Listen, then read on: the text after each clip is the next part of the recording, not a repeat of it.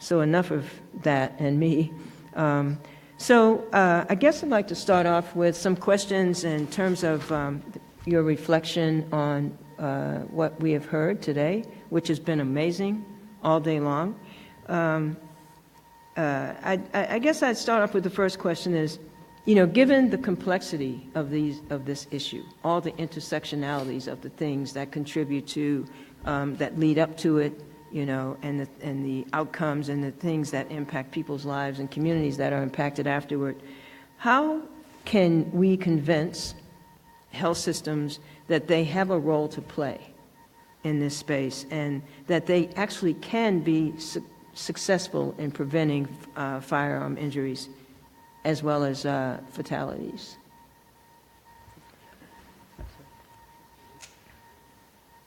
Thank you. And I just want to reiterate. Sorry, I didn't read you guys' bios. Should I? I should. Okay. Do the short version. One sentence version. Okay. So Dr. Carter is an assistant professor of emergency medicine at the University of Michigan School of Medicine, and assistant director of the Centers for Disease Control and Prevention. And I'll just say he has projects examining behavioral interventions for decreasing or preventing violence among urban youth populations. So I think, and I want to reiterate, I think it's been a great day with a lot of really interesting conversations. I think the question about how to get healthcare systems engaged, I think, is the answer, like most answers to these kind of things, it's multifactorial. I think healthcare systems have to focus on what's the value for their healthcare consumer, and I think that really speaks to what Dr. Richmond was talking about earlier, and knowing your community and knowing what the prevalence of disease in your community is and how to address that most effectively for your community. I think it's also about the clinicians that are within that healthcare system and convincing them, reframing the argument. I think Dr. Hargarten talked a little bit about thinking about this as a biopsychosocial model of disease. I think reframing this like other disease models that we see. So we would not consider it to be the standard of care currently to see a patient who comes into the emergency department with a stroke and not address their underlying hypertension and smoking history before they go home, and to not address the issues that are putting patients at risk for violence and firearm-related outcomes, I think is we shouldn't consider that to be the standard of care. And reframing that argument so that we recognize that as a medical community is really important. And then I think one of the other keys for healthcare systems to engage them is to recognize that prevention does have a financial benefit. So we've done some work with evidence-based intervention in the ED. It was led by Dr. Cunningham, the Safer Teens intervention, which I know she's going to talk about tomorrow, that a single session intervention delivered in the ED can reduce violence outcomes. And we did an analysis of the cost of that, and implementing it in a single trauma center ends up costing you less than $17 per violence event that's averted. So less than the cost of placing an IV in, we can prevent violence and violence outcomes among youth in urban settings. So I think creating an understanding as a part of when we show efficacy on these interventions that we're testing in healthcare systems, that there is a financial benefit to the healthcare system to think about these types of interventions is key too. I think that's ideal for a healthcare system, to provide them with an opportunity to have both a social impact as well as a business impact and perhaps a return on the investment. So Dr. Simon Eddy. Dr. Simon Eddy earned his MD degree from Ohio State University. He's an internal medicine physician who practices in Colorado, and his research focuses on reducing the burden of intentional and unintentional firearm injuries nationally. Thank you. So I'll build on that a little bit by just saying money is important. So it's not a surprise that integrated healthcare systems, the ones who are probably responsible for paying for the spinal cord injuries, the chronic PTSD that develops after injury, might be most interested in addressing injuries like this. That's perhaps why the VA is wading into this territory. So things like performance incentives for physicians, I think are good incentives for nearly any behavior change when it comes to screening and treatment. Aside from incentivizing, I also think it's important to take a step back and say maybe it's just a good place to start to make this okay to do. and stop de-incentivizing it. So I've worked in several healthcare systems now, and the idea of working on firearm injuries has always been like walking a little bit on ice. And I think as this gets a little bit more relaxed and perhaps a little bit more funding becomes available, just making it okay to do this work is a good next step before we even think about incentivizing it. I think we're in a little bit of a lucky situation because at least where I've been, there's a lot of interest in doing this, from suicide prevention coordinators to primary care physicians. People want to know what to do, whether it's to impact the care for their patients or because of a sense of a larger societal responsibility. There's a lot of hunger for materials to do this better. I think that research has a huge role in incentivizing how healthcare systems adopt this, not just because if there's research funding, then all of a sudden academic institutions will be more interested in doing this work, and not just because research is important in determining who we're supposed to screen and what we're supposed to do once we identify those individuals. But it could also be, I think, important in making this everybody's problem.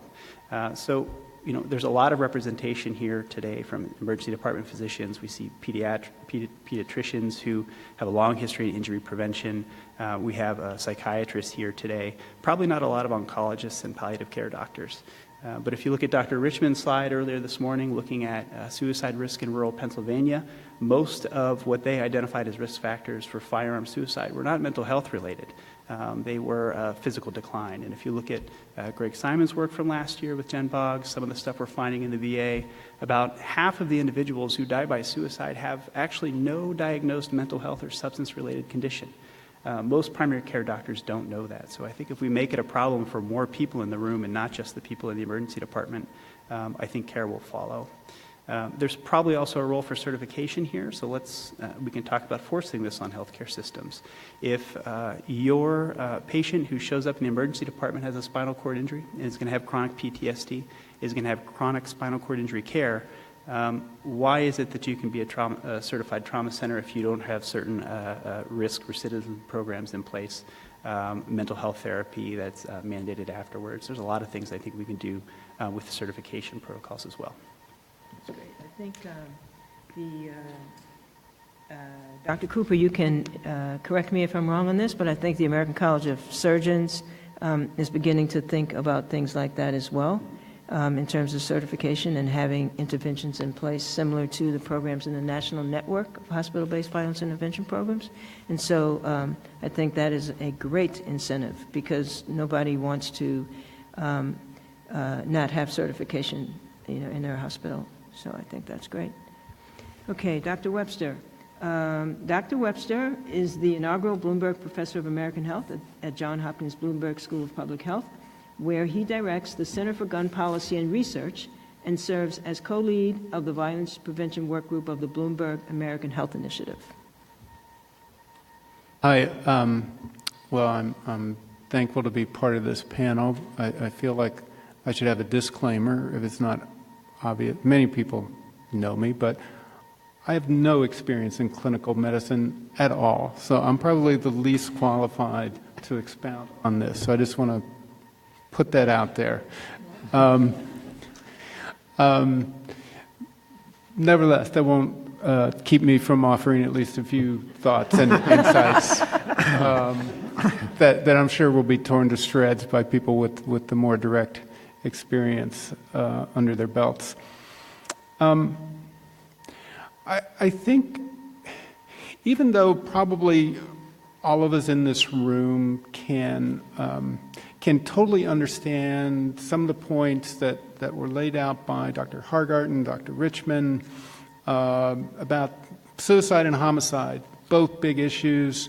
Firearm plays a really key role in the lethality of the behaviors. And so, rural and urban populations are affected similarly.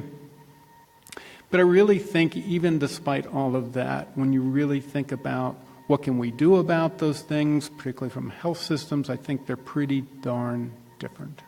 I do.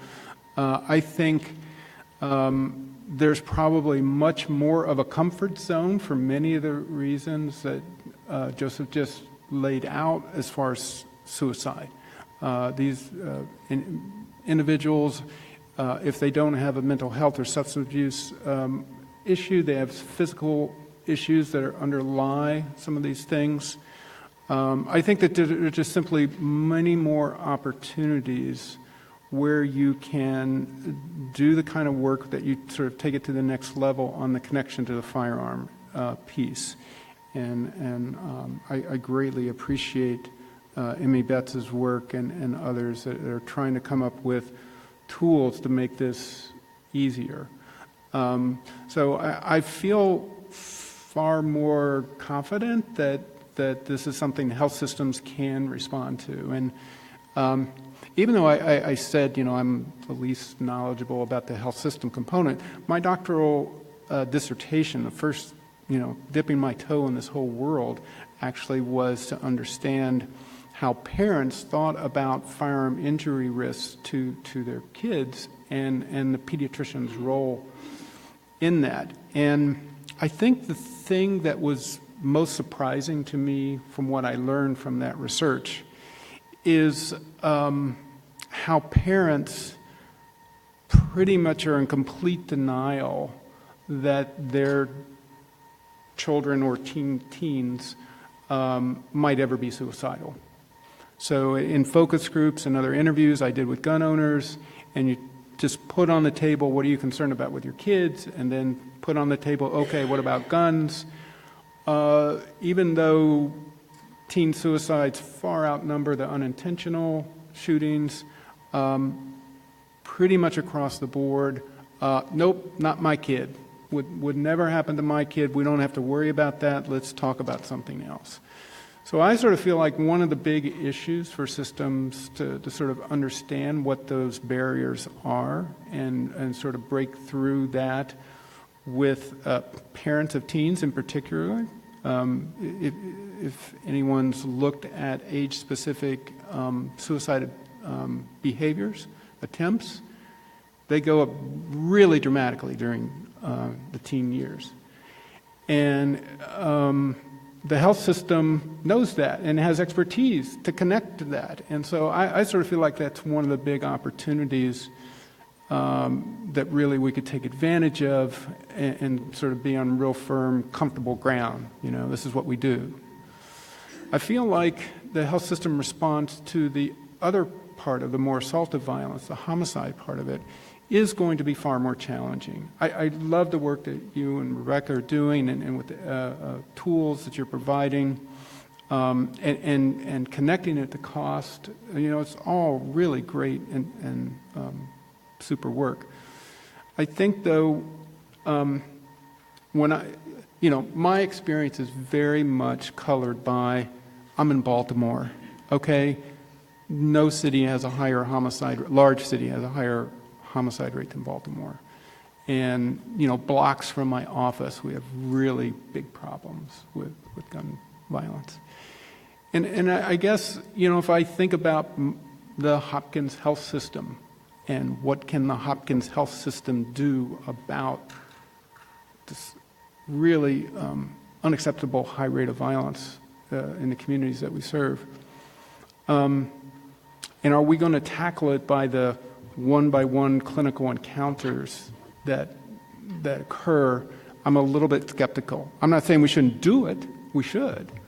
But I think it sort of gets to the big system challenges is, can we, and this is all driven by policy and financing of it, when the health system is financed to prevent as opposed to treat, then the health system can get engaged with community and any other partners that could be helpful in addressing why are people shooting people at such high rates in East Baltimore and West Baltimore and other communities.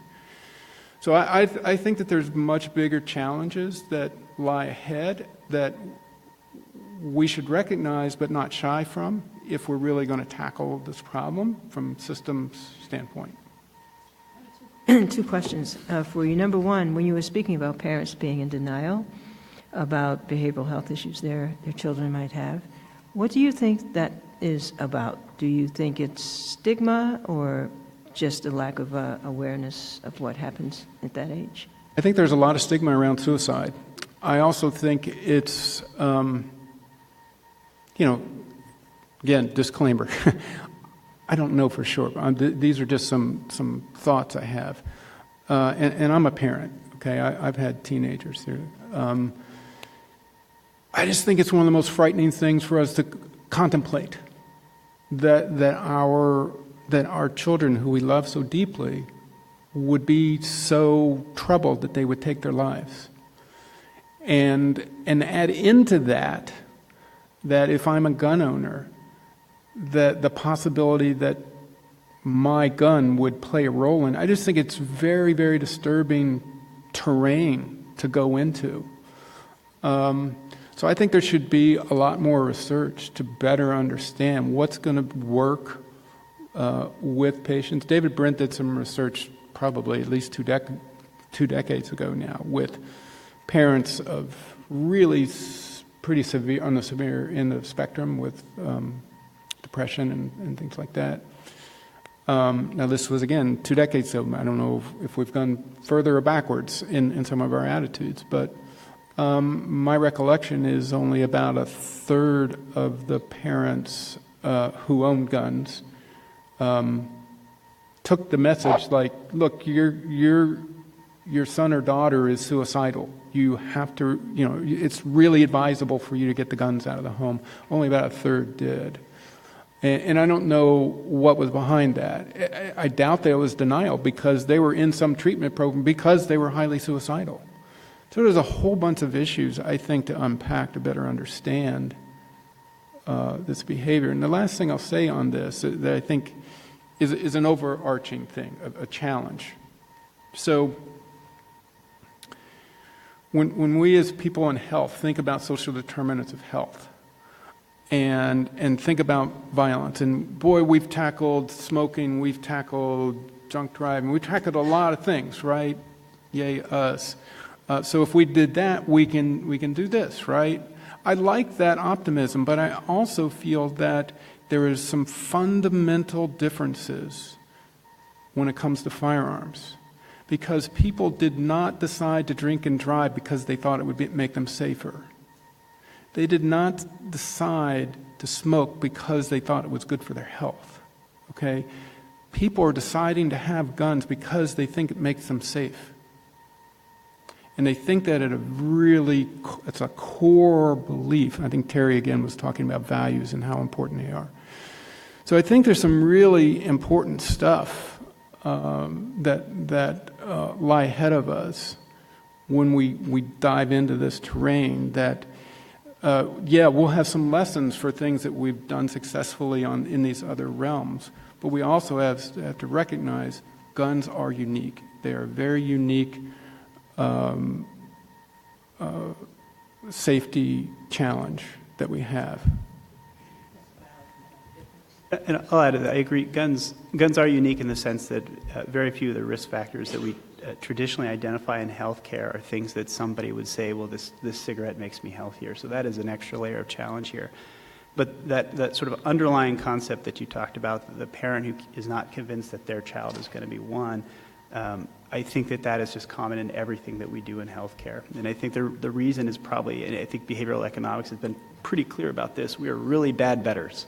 Right, so I eat too much pizza, the smoker smokes because he or she doesn't think, even though they acknowledge the risk of smoking, that event is going to happen to them, because these are still low probability events, and we're really bad at personalizing low probability events for ourselves, and I think that's a torrent across all of healthcare. Dr. Richmond talked about healthcare systems understanding the burden of firearm violence. And Dr. Webster, you said that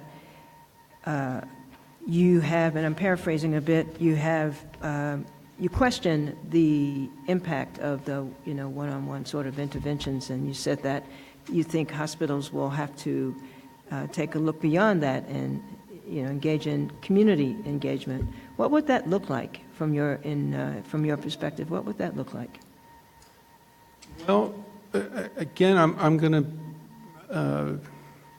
acknowledge that we have a lot to learn about how to reduce gun violence. I've written stuff. Yes, we've had some success in cure violence. It hasn't always worked.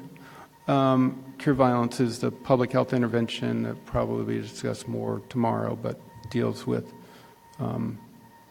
individuals from the community, credible messengers, building relationships, helping resolve conflicts, those kinds of things.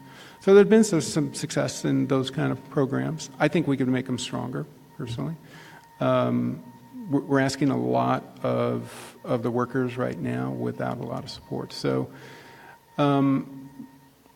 I think we should rise to the challenge of the complexity of the problem, build on cure violence, build on other community models. And then there's the whole complicated area of law enforcement. What if and how we have any cooperative relationships with them? Dr. Hargarten talked about success in the Cardoff model. I think that's great. There are some really nice, successful collaborations. My personal opinion, again, it's colored by my experiences in Baltimore. I think it's very difficult to have lasting change if you have a dysfunctional police department that is not evidence-driven. It is not prevention-oriented. So what can health systems do with law enforcement? We can bring to them a prevention orientation to this work that actually some in law enforcement really totally love. So we can build successful collaborations with community, with law enforcement, and then, I mean, if you want to dig real deep, I'm glad Dr. Richmond mentioned Sarah Jacoby's work. Policy, housing policy, goodness gracious. Are neighborhoods impacted by gun violence? That didn't happen by some strange thing. It happened because of very specific policies. So we in the health system have to understand what policies create the conditions that create gun violence. Part of that is actually housing policies.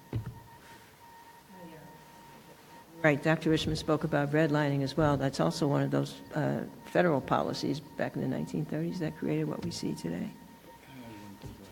I think that what you're speaking to is the need for multi-level interventions that work both at the individual level within health systems, but also at the community level and within other organizations within communities. And we've had some success with that in the youth violence realm. Michigan, some of our colleagues there have put forth multi-level interventions that really affect areas and neighborhoods in the community.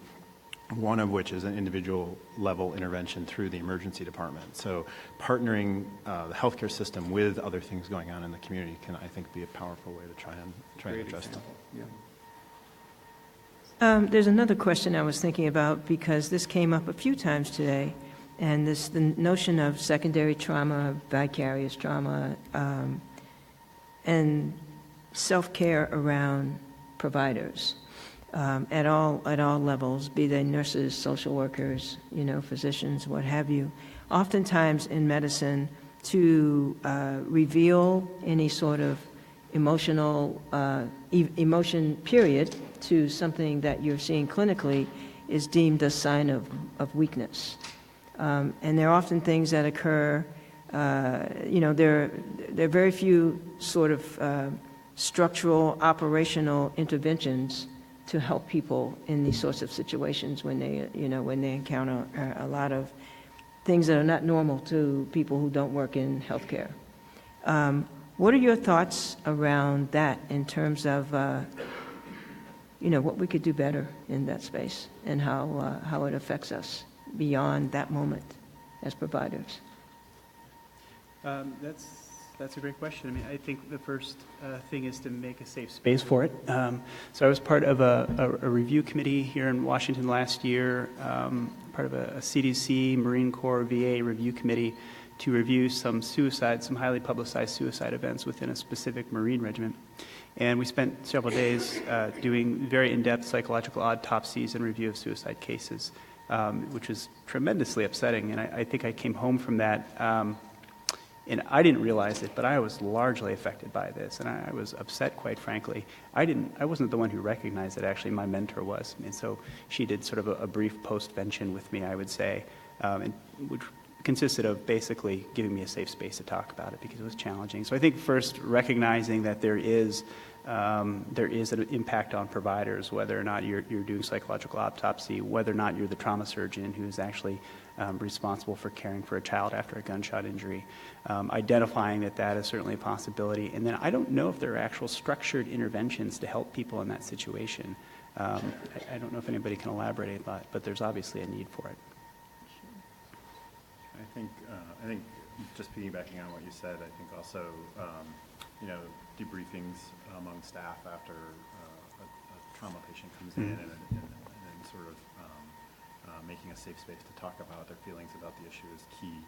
I think the other thing that we've learned from some of our work is actually being able to provide something for the staff to be able to do for patients in a prevention realm actually is helpful. So, as we tried to implement one of our youth violence interventions in the ED, our initial thought was, well, everybody's going to be jaded, they're not going to want to do this. But the nurses really stepped up and said, no, this is something we want to do because it's actually something we can do something about. And they felt good about that and sort of building on that and building that momentum. And I think, so marrying those two things together, making a safe space to talk about it, and then talking about things we can actually do for this patient population so that it doesn't feel fruitless or helpless. It feels like we can do something to prevent these for the future. I'll join you and say I too have been impacted by that before, and it wasn't at the time it was actually happening. I was actually giving a talk and talking about some things and just unraveled right in the middle of the talk, sort of. And so that was a clue to me that these things happen even when you're not aware of it. And I did not come up with anything to address it, quite frankly, going forward, but I think it bears, making note of it for sure. Another question is, what information will the policymakers at the institutional level need to understand their role and to act on it?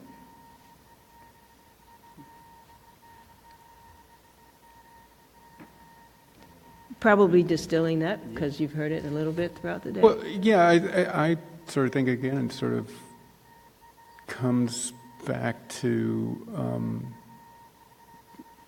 basically the health system leadership deciding first and foremost that they want to prevent this as opposed to simply treat it. And I think that's pretty fundamental. And and decide sort of how far they want to take that. Or is it just we're going to do the best we can with every clinical encounter we have, or does it go beyond that? I think that's sort of critical questions. So I think first local data are helpful.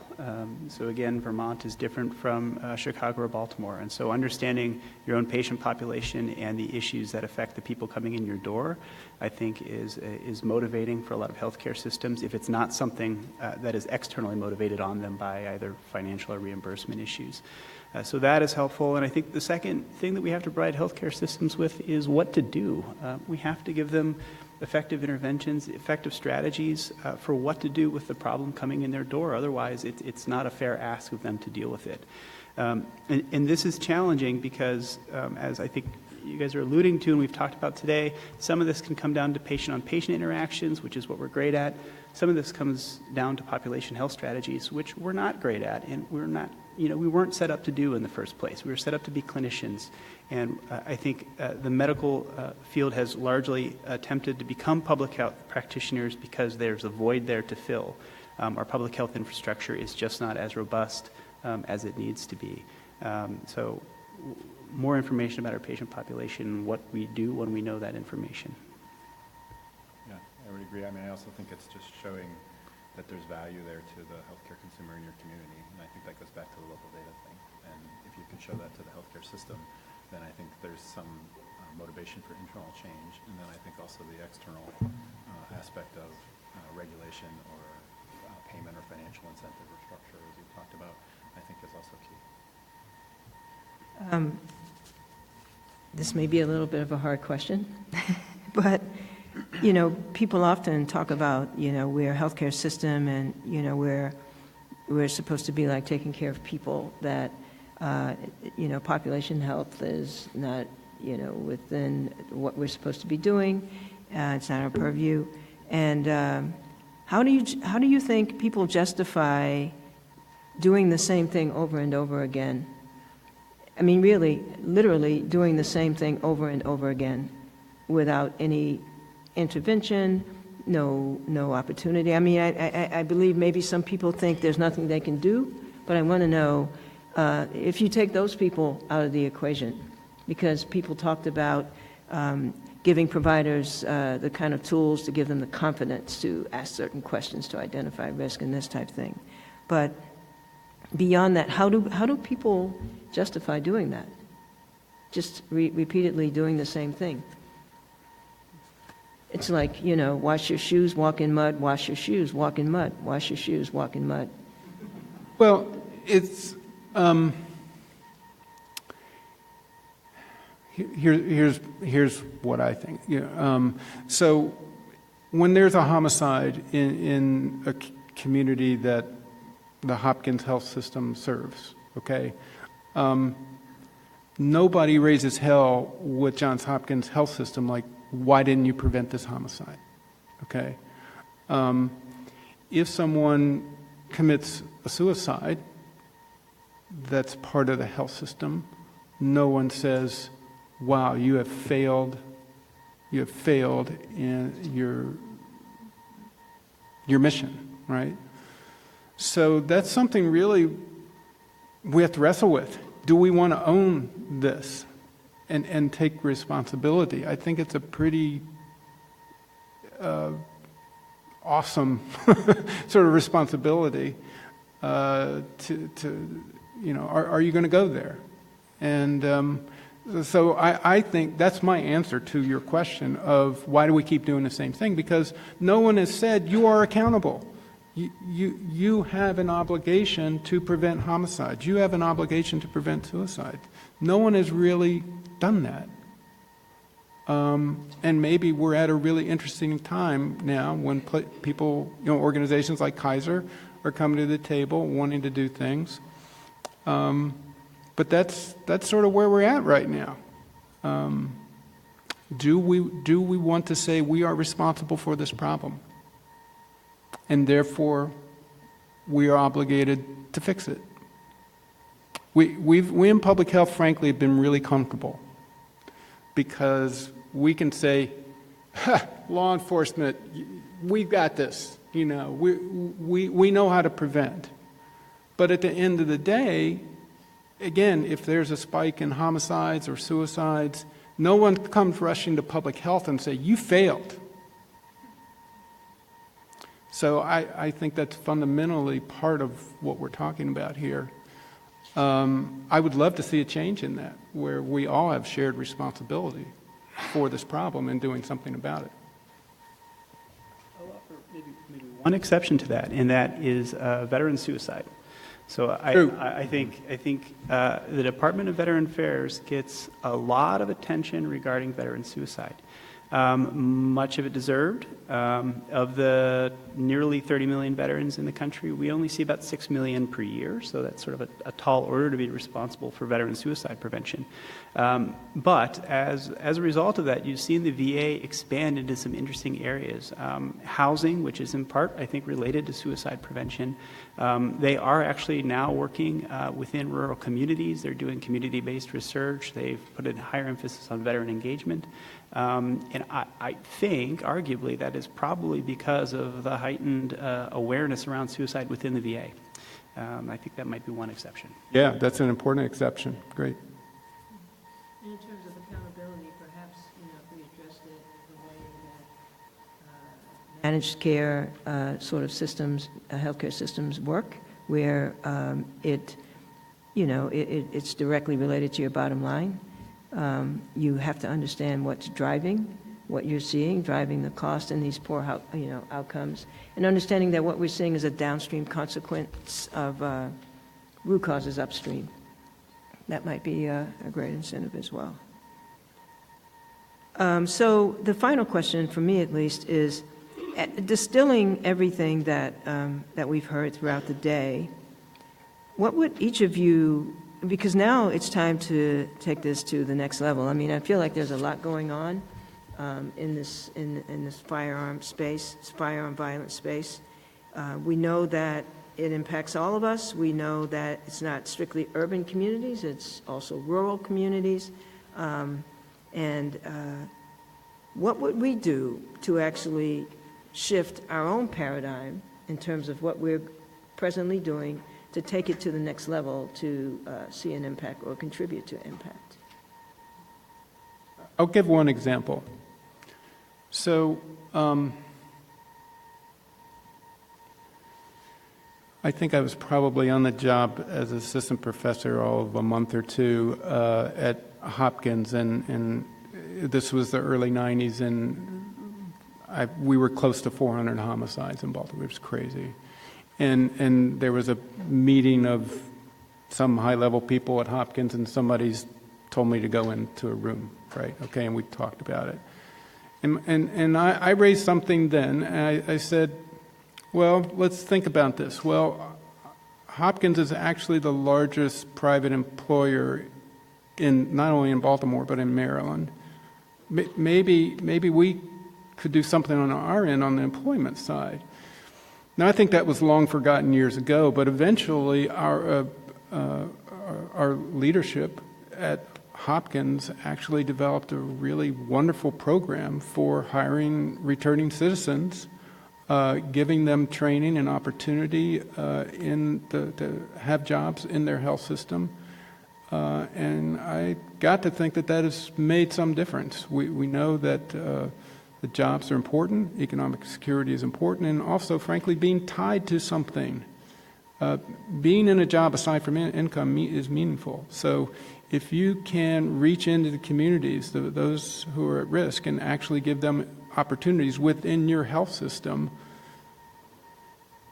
that's not nothing.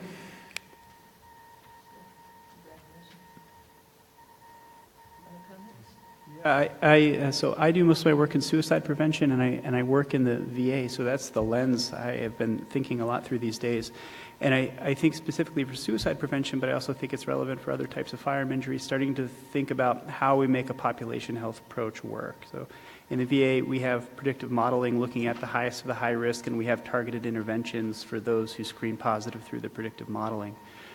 We're now doing work in 1 and expanding to 3 large rural communities with high veteran suicide rates to look at how we build community-based infrastructure to do suicide prevention. We have afoot with HUD-VASH, so we're helping people who without risk housing obtain housing. It's all very nice because we're an integrated healthcare system, obviously within the federal government, and so those resources are a little bit more linked. So how do you, first of all, expand that to first veterans who aren't getting care through our system, but how do you assemble those same pieces in the non-VA system, particularly when we're so siloed off from one another? Hopkins is great, but Hopkins is not BMC, which is not the private healthcare system, which is certainly not rural America. How you layer a population health approach in that community, I think, is more challenging, but I think that's the next level. Yeah, I would just agree with that. So I think a multi-level approach that partners health systems with the communities and researchers that focus across the spectrum of firearm injuries and can approach it from multiple dimensions and angles. Thank you. Are there other questions?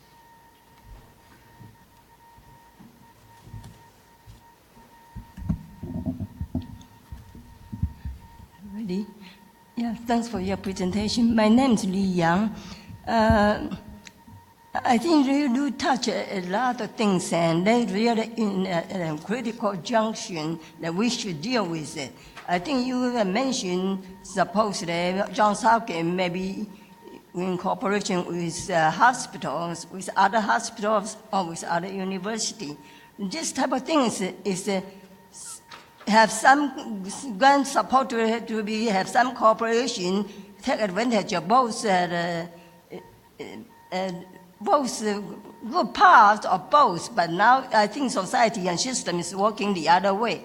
Now, let me give you some example. Suppose the suburban with some other attorneys in maybe even in other county, they cooperate together and take away people's guardianship of the wife's right to take care of the husband, and they murder the husband. So if they murder, if they cooperate with John Hopkins, what do you think John Hopkins would do?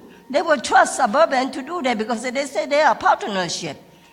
So there's something that I think in Baltimore County, the state attorney want to prosecute maybe law enforcement, police, but eventually I think she gave up.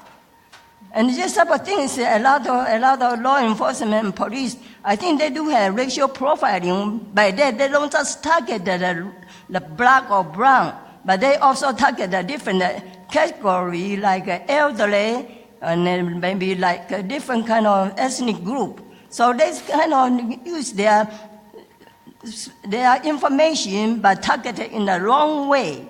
So I think we got to see how the system works. The system works is they conceal all the information. Even the Kavanaugh case, you see, they try to conceal all the cases. Maybe there's only injustice against all the black, against the ethnic group, or against the Asian group. But they don't disclose all the cases.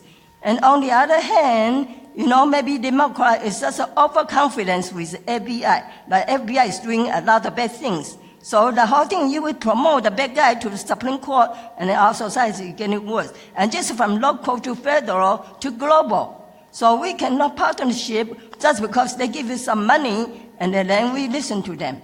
And instead, we should follow up all the problem we face. Like, why do they conceal information? Why the patient cannot get all the information, medical record, and why the patient's family cannot have guardianship. We got to really go into those areas and ask them to present all the facts, and they got to be prosecuted. Because we lost a lot of people, we lost a lot of deaths, and not because they are natural cause of death, that's what they label, but because they are murdered. I'm really saying we must do something. We have a lot of civilization, a lot of high tech, but then they are all concealed for the benefit of those bad guys. And then they use all what kind of partnership, and now they use PPP. Let's basically normalize, legalize all the fraudulent criminal network to a far extreme, including murder, as I say, including all kind of abuse. So we have intelligence, supposedly, we have knowledge, we have we have high tech. We must be able to do something rather than civilize the world, and we are living in a privileged age of life. It's just something wrong. I hope journalists can really lead the way, and we got to lead a lot of citizens and a lot of innocent to move forward to do something right. Thank you. Thank you. Thank you. Thank you very much. So, George Isham, a couple of comments. One, several comments have been made about multi-component interventions. And during the time I spent on the Community Guide Task Force, which looks at the evidence for population-based intervention, one of the observations I made over the course of my tenure was that many of the successful programs for implementing change across populations in those reviews of evidence were multi-component interventions. And that makes sense for a topic as complex as violence and death from guns. Secondly, I think I made this comment earlier in my opening comments that I think one of the models I have, although it's not exactly analogous, is some of the programs that we've implemented in the past to control things such as tobacco use and so forth, where there's a role for both public and private institutions in stepping to the plate and doing their job as well as policy. So I'm glad that the conversation has reinforced that. So that's one comment. The second, I think it would be wise to remember that the decision processes by senior teams in large institutions are made by people. And those decision decisions are not necessarily rational any more than individual decisions are rational. But they're based on a number of things. So there can be a management sort of issue with respect to looking at the analysis of what has the biggest impact.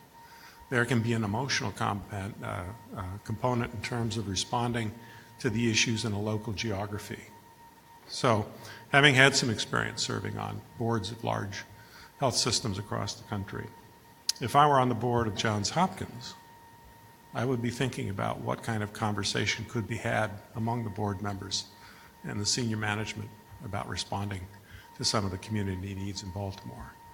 And if I were you, in terms of the research portfolio, I'd be thinking about how I could feed that group with information that would nudge them in the direction of making decisions to invest in that kind of thing.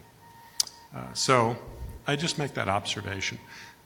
Oftentimes what we see is frustration in terms of feeling powerless because the position that we hold within an organization is not the position of ultimate control. So that's the second sort of observation I would make.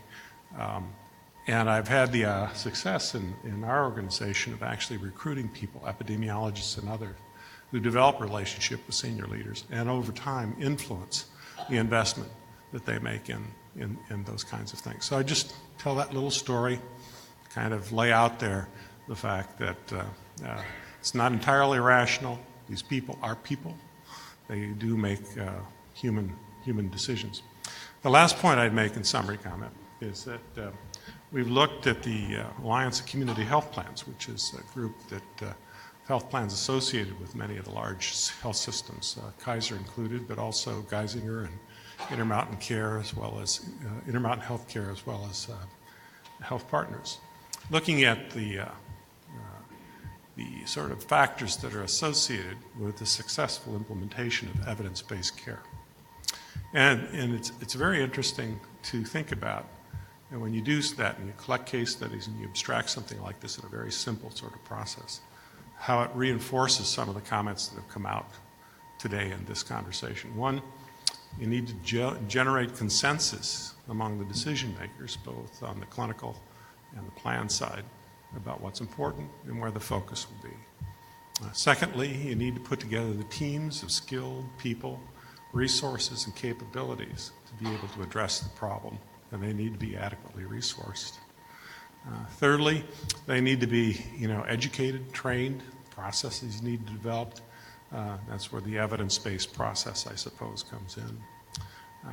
Next, you need to make sure that there's data and information that help you characterize the problem, monitor your progress, and be able to keep score in a sense so that you can take victories from accomplishing or achieving something. And then lastly, you have to make sure that the incentives are aligned so that there's not barriers to accomplishing what you want to accomplish.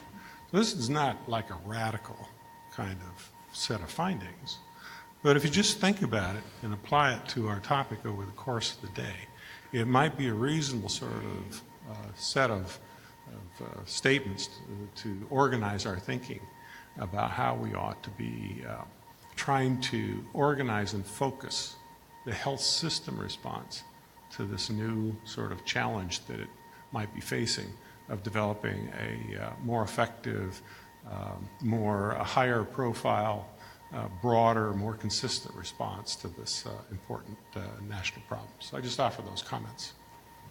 Thank you. Well taken, good advice.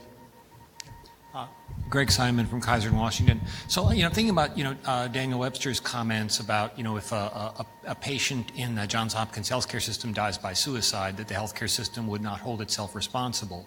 But then swinging to the other extreme, Joe Simon Eddy's pointing out that the Veterans Health Administration is being held accountable for deaths of among the 20 million veterans when you've only had contact with 6 million of them. I think there is a reasonable path, and the reasonable path of accountability, and I'm a firm believer in accountability in healthcare, is being held accountable to processes that we have agreed are the right thing to do. Sure.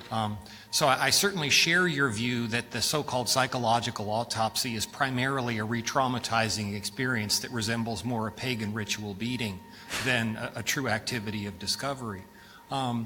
But if we are to agree in health systems that there is standard work, that there are things that we should do, so that when a member of one of our healthcare systems dies by suicide, we would not second guess the judgment of the providers who have seen that patient if they have followed the standard work. So the questions we would ask ourselves would be, what was our last touch? At that touch, should that person have been screened? Were they?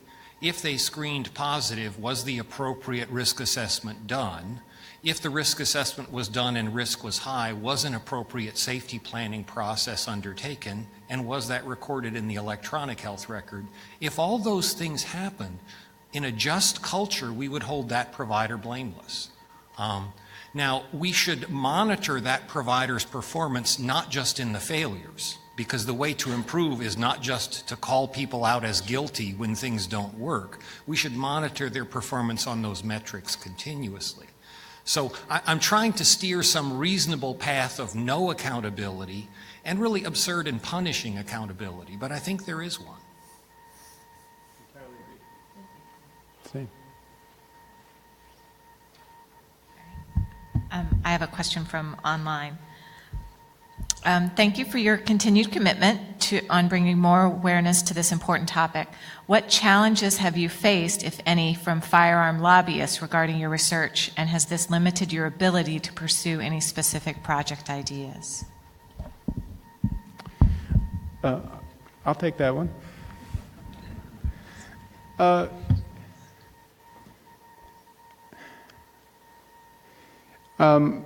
I've been doing research on gun violence and its prevention for almost 28 years.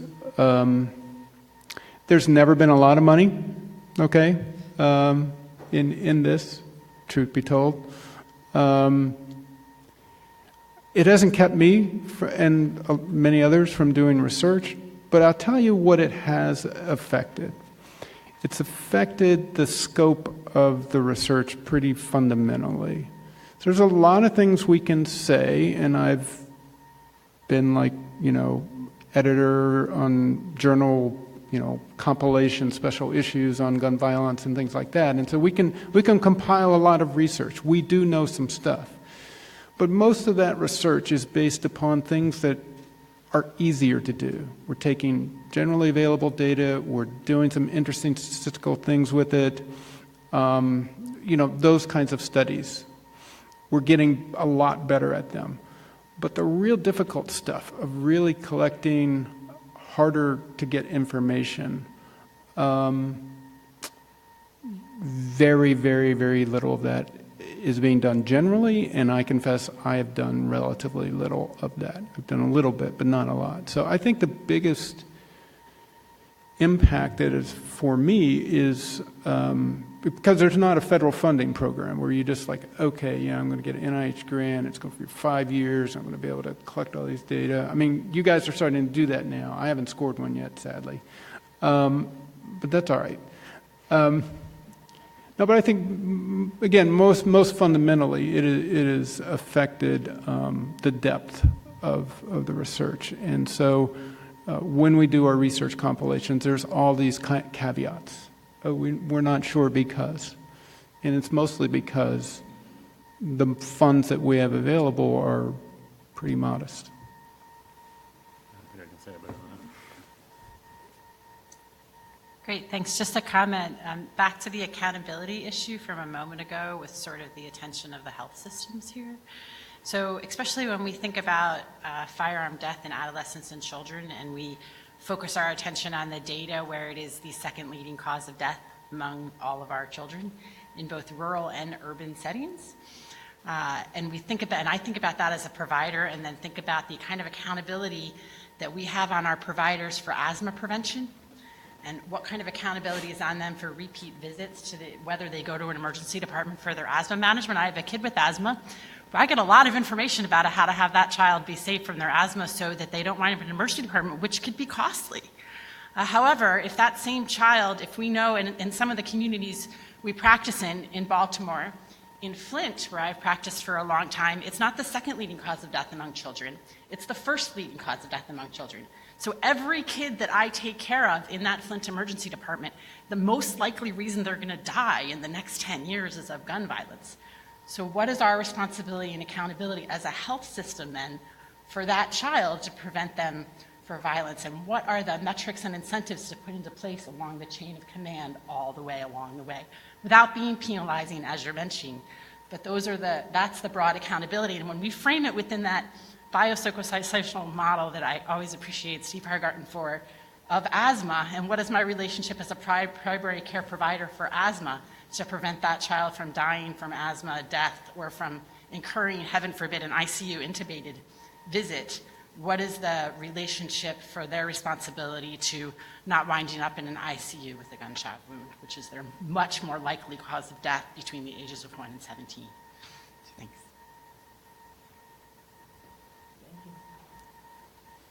Hi, I love following Dr. Cunningham because I just want to riff on that, and actually thought about it even beforehand. But I think that for us in the pediatric emergency department world, we think about asthma and other things that come into our emergency department as purely a health issue, whereas I believe that if we were sitting in a different room, violence and firearm violence can be framed in so many different sectors of the city, for example, in the city agencies. And so what is important to recognize is that the least threatening is likely to frame it as a health and a public health issue, because if you frame it as a criminal justice issue or a Department of Human Services issue, then it becomes it becomes a toil to convince people that they are not being threatened by this.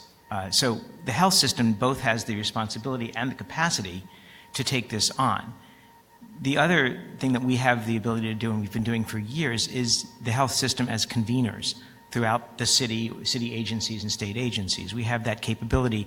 There's a longevity of people in health systems that, compared to other agencies and other politically inclined agencies in the city, may not still be there next year, next week, next day, as a matter of fact. And so because of that consistency, we have had some good success in acting as that convener, even though it is not just our issue, but we frame it the correct way.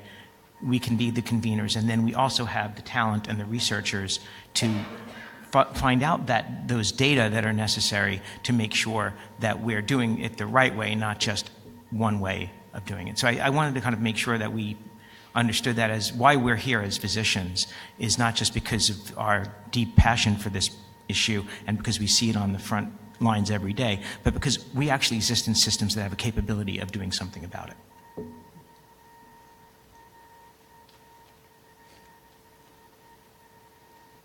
So I have a question, but I want to piggyback off of what Dr.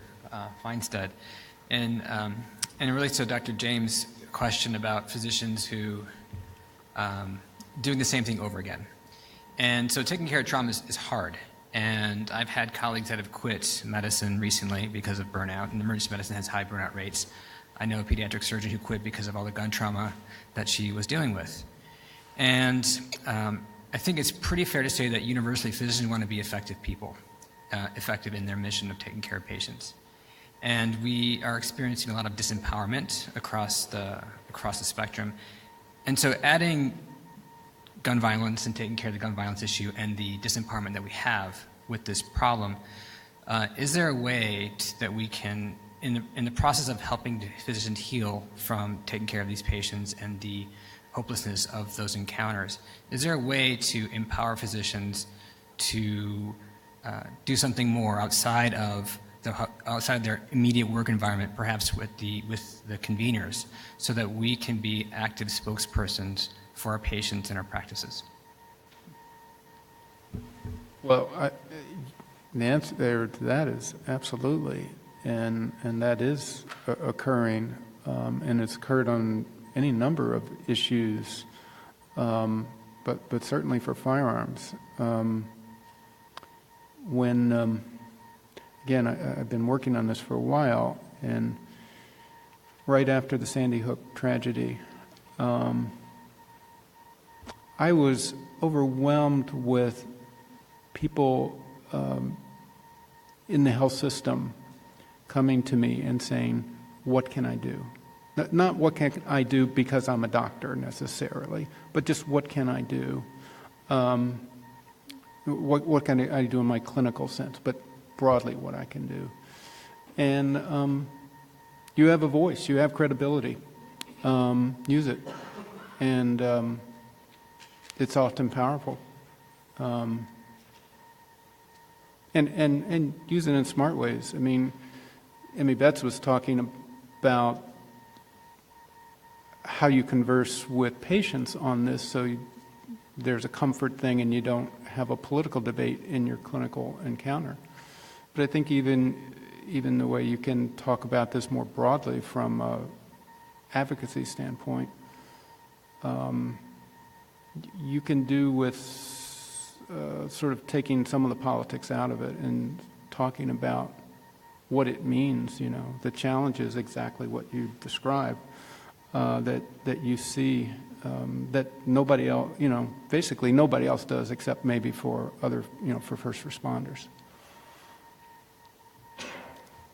There are a lot of drivers of burnout and turnover, and I think there's a difference between somebody who burns out from a job doing the same thing over and over again because they have nothing to hand somebody, and somebody who has to deal with gunshot injuries over and over again, and they have an evidence-based tool to at least make some impact on that problem. And so to the extent that you can provide individuals or get individuals together to say that we need violence prevention programs within our emergency department or trauma center, or we need this or that, or we need post-vention care, I think can be impactful there.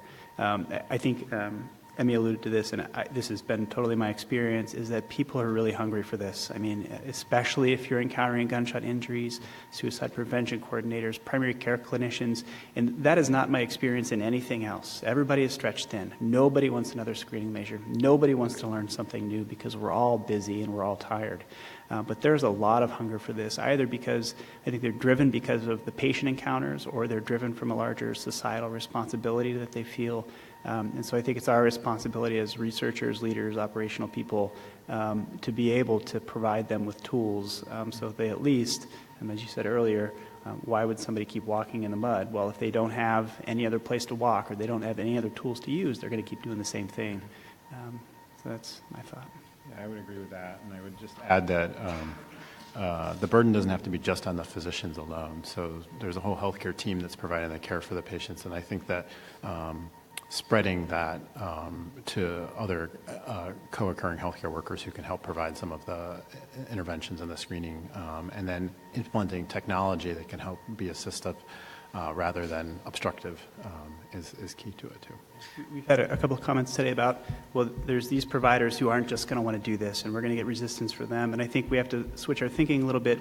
Do we have to train all of our providers, or do we have to take care of all of our patients?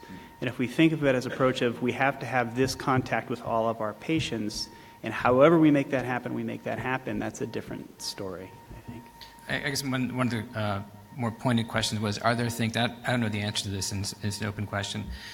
Within our healthcare systems, can physicians be set up to be successful in reaching out or in promoting action in this space? Yeah, I think absolutely. I mean, I think clinicians have a more powerful voice than they think they do, particularly when they group together. That certainly, I think, has been my experience within specific healthcare systems, but I think in the larger community as well. I think no doubt. Yes, I agree with that. I agree as well. I mean, I'm not a panelist. I'm a co-panelist moderating, but I agree as well, because I think when you set people up, like you said, people are hungry for this. People do want to do something, and if you set them up with an opportunity or a path to do it, I think they'll do it. And, you know, I also would say that we shouldn't constrain ourselves by what we think is possible. I mean, you just have to imagine it's more than you actually have ever imagined before is possible. If there's no reason why a person can't be somebody you think they can't be, or if there's no reason for that, then you just create a path for that to happen, and it actually can happen. I just want to say one last thing, is that I've been completely inspired by everything that I have heard today. Like a lot of people, many of us have been doing this work for a long time, and you wonder, what next, and, what more can you know, what more can you learn? And this has been very, everything I've heard has been aspirational and here today, and I'm inspired by it all. And I just want to thank everyone for all the work they're doing, all the work they've done, and all the opportunities that await all of us to do more. Thank you. Thank you. Let's thank this panel.